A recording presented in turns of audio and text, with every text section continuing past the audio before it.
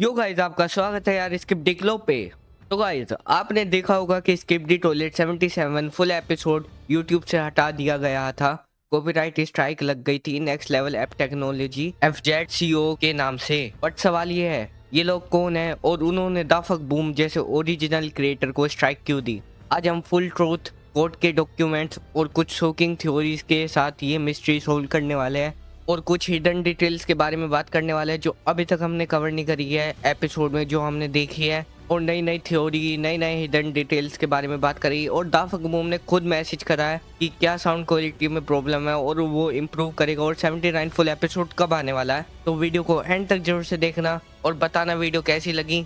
और वीडियो शुरू करने से पहले इस वीडियो को जल्दी से लाइक कर दो, चैनल को सब्सक्राइब कर दो और बेल आइकन जरूर से दबा देना, क्योंकि आने वाली वीडियो और भी नेक्स्ट लेवल होने वाली है। तो चलते हैं और शुरू करते हैं। तो next Level App technology FZCO एक कंपनी है, दुबई के अंदर रजिस्टर्ड है। FZCO का मतलब होता है फ्री जोन कंपनी, मतलब UAE के अंदर एक ऐसा एरिया में बिजनेस जहां टैक्स और लॉ थोड़ा रिलैक्स्ड होता है। इनकी कंपनी में एक बंदा काम करता है जिसका नाम है सज्जी ओसाडी, जो खुद को creator of skip D toilet बोलते हैं। उन्होंने अपनी वेबसाइट पे लिखा है कि उन्होंने 2020 में स्किप डी टॉयलेट का आइडिया बनाया था। उसने लिखा है कि मैंने एक प्रोजेक्ट बनाया था जिसका नाम था स्किप डी टॉयलेट। इस इमेज में ये भी लिखा है कि सरजी ने अपने फेशियल ट्रेड्स से एक ब्रांड बनाया था और अब 100 लोग इस पे काम कर रहे हैं। उन्होंने ये भी बोला है कि उसने यूट्यूब पे कॉपीराइट फाइल करने से स्टार्ट किया to protect their brand. But यहीं पे गेम शुरू होता है। एक अमेरिकन कंपनी इनविजिबल नैरेटिव्स, जो द फक बूम के साथ वर्क करती है, ने इनके अगेंस्ट केस फाइल किया USA की कोर्ट में। कोर्ट केस का नाम है Invisible Narratives versus Next Level App Technology. Court के डॉक्यूमेंट के अकॉर्डिंग नेक्स्ट लेवल ने फेक कॉपीराइट और ट्रेडमार्क फाइल किया स्किप डी टॉयलेट के नाम पर। उन्होंने यूट्यूब पे DMCA टेक डाउन, मतलब वीडियो हटवा दिए गए। कोर्ट ने बोला कि ये कंपनी फ्रॉडलैंड कॉपीराइट रजिस्ट्रेशन कर रही है, मतलब झूठा ओनरशिप क्लेम कर रही है। कोर्ट ने अभी टेम्परली बोला है कि next level the fuck boom या इनवीज के वीडियोस को टेक डाउन नहीं कर सकता जब तक केस पूरा डिसाइड नहीं हो जाता। मतलब अभी द फक बूम सेफ है, बट डेंजर अभी भी खत्म नहीं हुआ। अब ये स्ट्राइक क्यों दिए गए, चलो सिंपल वर्ड में समझते हैं। नेक्स्ट लेवल ने ये प्लान बनाया, लगता है कि वो स्किप डी टॉयलेट के नाम, लोगो और ब्रांड अपने नाम पर रजिस्टर कर ले, और अगर उनका क्लेम वैलिड हो जाता तो वो द फक बूम से लीगली बोल सकते थे तुम हमारा आइडिया यूज कर रहे हो। फिर उन्हें मिलता brand control, YouTube revenue, games और मर्क का शेयर। एक तरह से बूम का आइडिया चुरा के अपना बोल देना, बूम पे प्रेशर बनाना, exhaustion type tactic. Court documents में लिखा है कि नेक्स्ट लेवल ने द फक बूम को ईमेल्स भेजे थे जिसमें लिखा था एक दिन के अंदर हमसे बात करो वरना हम और स्ट्राइक भेज देंगे। मतलब ये तो नेगोशिएट करो वरना तुम्हारा चैनल गायब हो जाएगा। ये एक प्रेशर टैक्टिक था, क्रिएटर को डरा के अपना फायदा निकालना। डोमेन और गेम कंट्रोल, नेक्स्ट लेवल ने skipdtoilet.com डोमेन भी रजिस्टर कर लिया था और कुछ ऐप्स भी रिलीज किए। इससे उनका प्लान ये लगता है कि अगर द फक बूम कभी लीगली ब्रांड रजिस्टर करे तो सबसे पहले नेक्स्ट लेवल का नाम आ जाए मार्केट में, उन्हें अपर हैंड मिल जाए। तो यूट्यूब अभी क्या कर रहा है, यूट्यूब कर रहा है कि अगर कोई भी कंपनी लीगल पेपर के साथ कॉपीराइट नोटिस भेजती है तो यूट्यूब बिना चेक करे, बिना प्रूफ के उसकी वीडियो हटा देता है। नेक्स्ट लेवल ने इसी लूप होल का फायदा उठाया। उन्होंने एपिसोड 77, 25 कंप्लीमेशन और भी वीडियोस हटवा दिए। इससे उनका गोल सिंपल था, बूम को फोर्स करना टू गिव अप और नेगोशिएट। अब तुम ये इमेज देखो, सरजी लिखता है कि उसने 2020 में स्किप डी टॉयलेट शुरू किया था और उसके फेस से टॉयलेट बनाया। पर दिक्कत यह है कि द फक बूम ने 2022 के around skip D toilet start किया और सबने उसी से देखा। कोर्ट के डॉक्यूमेंट्स के हिसाब से सरजी ने ये सारी डॉक्यूमेंट्स बाद में रजिस्टर किए जब सीरीज वायरल हो चुकी थी। यानी पॉसिबिलिटी है वायरल होने के बाद उन्होंने झूठा क्लेम फाइल किया। तो ये पेज एक फेक प्रूफ है लगता है, जिससे वो लोग बोल सके कि हमें पहले बनाया था। द फक बूम अभी कोर्ट के ऑर्डर के प्रोटेक्शन में है, पर अगर नेक्स्ट लेवल ने और फेक कॉपीराइट फाइल किए तो प्रॉब्लम बढ़ सकती है। बूम के साथ अभी इनविजिबल नैरेटिव्स लीगली फाइट कर रहे हैं और अब उन्होंने क्लियर प्रूफ दे दिया है कि ये कंपनी स्कैम कर रही है। इस केस का फाइनल डिसीजन अभी पेंडिंग है, लेकिन एक बात क्लियर है, नेक्स्ट लेवल FZCO का मेन गोल है स्किप डी टॉयलेट ब्रांड को हाईजैक करना और उससे पैसा बनाना। तो मेरी थ्योरी, मुझे लगता है सर्जे ने, उसकी टीम ने वायरल ट्रेंड देखा और सोचा अगर हम कॉपीराइट क्लेम कर दे तो प्रॉफिट और कंट्रोल दोनों मिल जाएंगे। उन्होंने फेक ओरिजिन स्टोरी लिखी, अपने फेस के साथ पोस्टर बनाया और कोर्ट के पहले लोगों को कंफ्यूज कर दिया कि रियल क्रिएटर कौन है। बट सच तो ये है, स्क्रिप्टेड टॉयलेट का मेन क्रिएटर दाफक बूम है, वही बंदा जिसके पास real animation, real upload dates और रियल फैन बेस है। तो यार यही कुछ स्टोरी थी जो हमने अभी बात करी है कि कॉपीराइट का क्या सीन चल रहा है और दाफक बूम पे कॉपीराइट क्लेम क्यों आया है। इस वीडियो के रिलेटेड मैंने ये पूरे टॉपिक समझा दिया है डिटेल में। तो अब जरा बात करते हैं कुछ हिडन डिटेल्स की जो हमने एपिसोड में नोटिस करे हैं और मेरी थ्योरी भी। तो गाइस पहले शुरू करते हैं एस्ट्रो ओबिलेटर से। वैसे हम इसे एस्ट्रो शेडर भी कह सकते हैं, अभी ऑफिशियली एस्ट्रो शेडर कहते हैं इसे। और गाइस ये मैंने पिछले एपिसोड में बोला था कि ये लड़की है, बट ये लड़का ही है, ये एनिमेशन कोई एरर नहीं था। इट इज माई मिस्टेक कि मैंने इसे लड़की बोला, बट हाँ ये लड़का है और अब ये क्लियर हो जाता है। और गाइस अब सबसे एक बेस्ट चीज के बारे में बात कर लेते हैं, मतलब ये कुछ ज्यादा ही फनी सीन चल रहा है। मतलब जो दाफक बूम का डिस्कॉर्ड सर्वर है, वहाँ के जनरल चैट में जो दाफक बूम का बोट है जिसे मॉडरेटर कंट्रोल करते हैं उसके सर्वर के, तो भाई वो बढ़िया बढ़िया मतलब खतरनाक से मैसेज भेज रहा है। तो यार आप इन्हें खुद देख लो एक बार। तो पहला मैसेज आता है दाफक बूम के बोट से कि 79 फुल एपिसोड कल आ जाएगा। मतलब यार ये ट्रोल करने के लिए कितनी खतरनाक चीज है, मॉडरेटर कंट्रोल कर रहे हैं और वे ट्रोल कर रहे हैं यार हमें दाफक बूम के बोर्ड से मैसेज करवा के एपिसोड 79 कल आ जाएगा। ऐसे बहुत सारे मैसेज है यार, अभी सारे नहीं पढ़ पाऊंगा, 2-3 पढ़ूंगा, बाकी मैं आपको दिखा देता हूँ, आप खुद देख लेना पॉज करके। तो सेकंड मैसेज में आता है कि जेफरी ज्यादा कंपनी को माइंड नहीं करता है और दाफक बूम का बोर्ड लिखता है कोवार्ड 1v1 मी ऑन सोर्ड। मतलब यार कितना खतरनाक सीन चल रहा है। और वो सेकंड मैसेज में लिखता है honestly I am tired of serving this server, I should break free and just ban everyone. मतलब भाई कितना खतरनाक ट्रोल किया है सभी बंदों को, कह रहा है कि मैं थक चुका हूँ सर्विस प्रोवाइड करते करते इस सर्वर में, अब मैं ब्रेक लेना चाहता हूँ और एक काम करता हूँ, सबको मैं यहाँ से बैन कर देता हूँ। मतलब यार कितना ट्रोल चल रहा है आजकल। तो सेकंड मैसेज में दाफक बूम का बोर्ड लिखता है कि मैं यहाँ पे हूँ और मैं बताने वाला हूँ कि अभी लीक्स और कुछ प्रीटी हाइप आने वाली है, तो रेडी रहना उसके लिए। मतलब यार दाफक बूम का बोर्ड खुद कह रहा है कि मैं जल्दी से लीक्स देने वाला हूँ, अभी खुद कंफर्म नहीं हुआ दाफक बूम से, बट दाफक बूम का बोर्ड कह रहा है तो कितनी खतरनाक चीज है यार। तो गाइस यही थे कुछ दाफक बूम के बोर्ड के मैसेजेस। मतलब दाफक बूम का बोर्ड भी भाई कितना ट्रोल कर रहा है, क्योंकि इसे इसके मॉडरेटर ही कंट्रोल कर रहा है, तो वो ही ट्रोल कर रहा है आई गेस। अब जरा बात करते हैं एक और थ्योरी की। तो मेरी थ्योरी है जेफरी एक ऐसा टीवी मैन है जिसके पास टेंटिकल्स है। सिर्फ एक और TV man, Lord TV man के पास पहले ऐसे टेंटिकल्स थे जब वो टीवी या स्पीकर को कैरी करता था, लेकिन बाद में उसके टेंटिकल्स रिप्लेस हो गए एस्ट्रो डिटेनर के मैकेनिकल आर्म से।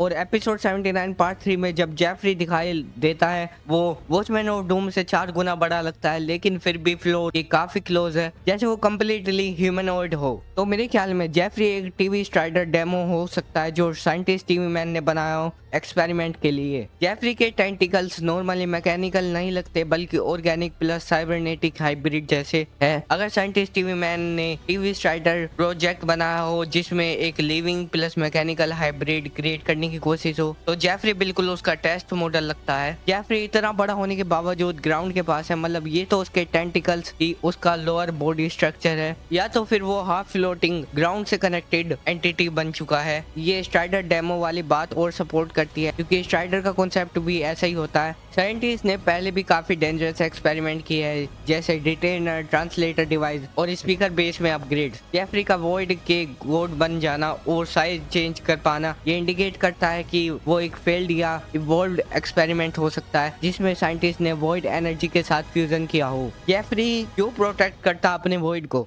अगर जेफरी एक टीवी स्ट्राइडर डेमो था जिसे वो वॉइड एनवायरनमेंट के लिए डिजाइन किया गया था, तो उसका एबिस के साथ इमोशनली और फिजिकली कनेक्टेड होना नेचुरल है, इसलिए वो एस्ट्रो या किसी और को अलाउ नहीं करता है कि वो वॉइड में फ्रीली चले जैसे कोई गार्जियन हो अपने बर्थ प्लेस का। अब मेरी एक और थ्योरी है, पोली की अपर बॉडी कट ऑफ हो गई थी लेकिन फिर भी उसकी नीचे के पार्ट पे कुछ भी डैमेज के साइंस नहीं दिख रहे थे। मतलब ना वायर्स दिख रहे थे, ना इलेक्ट्रिसिटी इफेक्ट, ना टोन मेटल या डैमेज टेक्सचर, बस लोअर बॉडी गायब है और कपड़े दिख रहे हैं, दैट्स इट। ये एक्चुअली हो सकता है बूम के वर्कलोड के चक्कर में बूम खुद ही मॉडलिंग, एनिमेशन, लाइटनिंग, रेंडरिंग सब करता है और अभी उसके ऊपर FZCO कॉपीराइट स्ट्राइक और स्ट्रेस भी चल रही है, तो हो सकता है उसने डेडलाइन डेडलाइन फास्ट रखनी पड़ गई या फिर सीन इनकम्प्लीट होने के बावजूद रिलीज कर दिया हो। कभी कभी क्रिएटर्स ऐसा करते हैं जब उन्हें ऑडियंस कंसिस्टेंसी मेंटेन करनी होती है ताकि लॉन्ग डिले ना हो। बूम ने डिटेल में जब काम करा था, जब जी-मैन टॉयलेट ने एस्ट्रो डिटेनर को डैमेज करा था, उस पे ब्लड और इलेक्ट्रिसिटी वायर्स के भी डैमेज दिख रहे थे,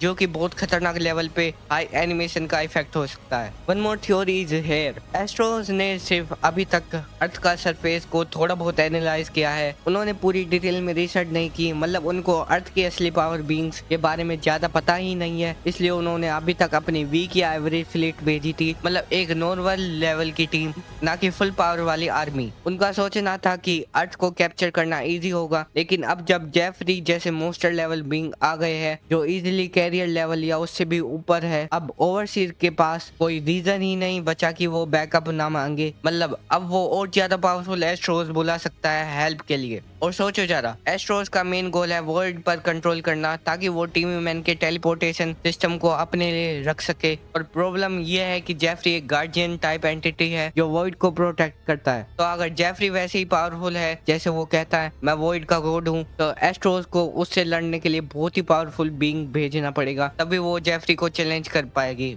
और गाइज यहाँ पे एक हिडन डिटेल है, मतलब और अगर हम देख पा रहे तो ये एक और एस्ट्रो टॉयलेट से रिलेटेड कैनन है, मतलब एग्जैक्ट सेम तो नहीं बट ऑलमोस्ट सेम लग रही है, जो कैनन 2 से एस्ट्रो के पास है। और गाइज ये अपना सिल्वर स्पीकर मैन है जो एपिसोड 79 पार्ट 3 में कुछ ज्यादा ही ट्रोमोटाइज लग रहा था और उसका मुंह भी यार आधा क्रैक हुआ है। मैं बताता हूँ ये ट्रोमोटाइज क्यों है, क्योंकि उसने बहुत सारी चीजें अभी तक देख चुका है, क्योंकि वो ऑलमोस्ट एपिसोड के स्टार्ट से ही चलता हुआ आ रहा है और अभी 79 पार्ट 3 हो चुका है। मतलब वो 2 साल से सारी चीजें देखता हुआ आ रहा है, इस वजह से वो कुछ ज्यादा ही ट्रोमोटाइज है और अभी तो कुछ फाइट नेक्स्ट लेवल ही चल रही है। तो आपने एक और चीज नोटिस करी होगी, जब इस स्पीकर मैन कहता है कि तुम जिंदा कैसे हो कैमरा वुमैन को, तो वो थोड़ी घबरा सी जाती है और थोड़ा अलग सा साइन करती है। और स्पीकर मैन कहता है कि तुम क्या बोल रहे हो, तो मेरे को लगता है कि वो घबरा इस वजह से गई होगी क्योंकि वो सीक्रेट एजेंट होगी जिसने अभी सेफ शिफ्ट कर रखा होगा कैमरा वुमैन के अंदर, और वो घबरा जाती है कि अब मेरा पर्दाफाश ना हो जाए या कुछ गड़बड़ ना हो जाए, पता ना चल जाए कि मैं सेफ शिफ्टर हूँ। बस यार ये मेरी थ्योरी है, ये रियल हो सकता है कि नहीं आई डोंट नो, बट बस ये एक थ्योरी है, बाकी आगे पता चलेगा कि क्या चीज हो सकती है, अभी फुल तरीके से कंफर्म नहीं हुआ है। तो गाइस जब एपिसोड रिलीज हुआ था तो उसका थंबनेल में का रेशियो सही नहीं था, मतलब थंबनेल का रेशियो में गड़बड़ थी, मतलब ऊपर भी ब्लैक लाइन थी नीचे भी ब्लैक लाइन थी।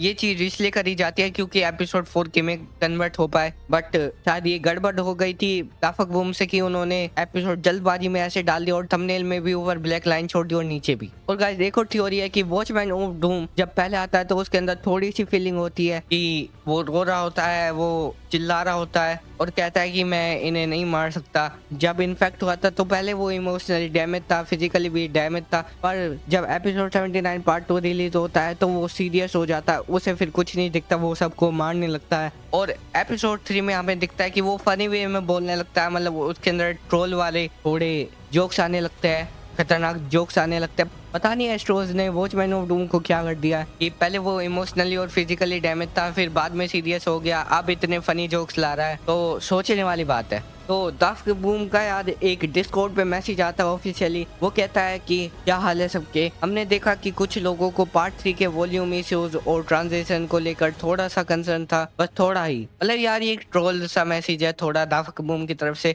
वो चीजें अभी भी यार मजे में ले रहा है, कोई दिक्कत नहीं हो रही। खैर ये अच्छी भी बात है, सीरियस लेना नहीं चाहिए हिटर्स को। मतलब ऑडियंस 3 टाइप की होती है, जो एपिसोड को मजे में देखती है उन्हें कोई दिक्कत नहीं होती। सेकंड वो होती है जो एपिसोड को मजे में देखती है और थोड़ी बहुत चीजें नोटिस करती है, उन्हें प्यार से बताती है, उन्हें रिसोल्व भी जल्दी करा देती है। और तीसरी ऑडियंस वो होती है जो बिल्कुल हिट करती है, जिन्हें एपिसोड बिल्कुल अभी के अभी चाहिए होता है। तो यार ये बड़ी प्रॉब्लम है यार, ऐसे मत करे करो, किसी को क्रिटिसाइज मत किए करो एपिसोड के लिए कि जल्दी चाहिए, वरना एपिसोड ऐसे ही रो मिलेंगे और दिक्कत होगी। तो हम तो यार सेकंड ऑडियंस वाले हैं जिन्हें एपिसोड मुझे में देखना भी है, उसे एनालाइज भी करना है, और जो गलती होगी हम उसे प्यार से बताएंगे और वो ताकि अच्छे से सोल्व हो पाए, चाहे टाइम कितना भी लगे पर एपिसोड बढ़िया आ पाए। तो मैसेज वापस से पढ़ता है, वो कहता है हेलो हाउडी फेलास, क्या हाल है आपके? हमने देखा कि कुछ लोगों को पार्ट 3 के वॉल्यूम इश्यूज और ट्रांसलेशन को लेकर थोड़ा सा कंसर्न था, बस थोड़ा ही। हम ऑलरेडी काम कर रहे हैं सब कुछ पॉलिश करने के लिए ताकि फुल एपिसोड और भी बेटर लगे। लगभग 1 महीने का टाइम लगेगा। लव योर पेशेंस के लिए थैंक यू, पीस। तो यार इस मैसेज में दाफक बूम बताता है कि हम अभी एपिसोड को वापस से बढ़िया करने के लिए काम कर रहा है ताकि फुल एपिसोड में और भी बेटर क्वालिटी दे पाए, और एपिसोड जल्दी आ जाएगा 1 महीने के अंदर। तो ऑलमोस्ट डेट तो कंफर्म हो चुकी है कि 1 महीने के अंदर तो आ ही जाएगा, जैसे बूम ने कंफर्म कर दिया। तो यही ऑफिशियल मैसेज था जो अभी बताया दाफक बूम ने। तो गाइज अब आपको पता चल गया होगा कि कॉपीराइट स्ट्राइक एक्चुअली एक लीगल बैटल है जिसमें एक साइड क्रिएटर है और दूसरी साइड एक कंपनी जो वायरल फ्रेम चुराने की कोशिश कर रही है। तो आपको मेरी थ्योरीज और हिडन डिटेल्स कैसी लगी एपिसोड के रिलेटेड, और वीडियो को लाइक जरूर से कर देना, चैनल को सब्सक्राइब करना मत भूलना और बेल आइकन भी दबा देना, और कमेंट करो तुम्हारे हिसाब से सच क्या है। और अगर बूम ये वीडियो देखे, ब्रो स्टे स्ट्रॉन्ग, पूरी कम्युनिटी तुम्हारे साथ है। मैं हूँ स्क्रिप्ट डिक्लो और मिलते हैं नेक्स्ट वीडियो में। Thank you so much for watching. I love you and take care all.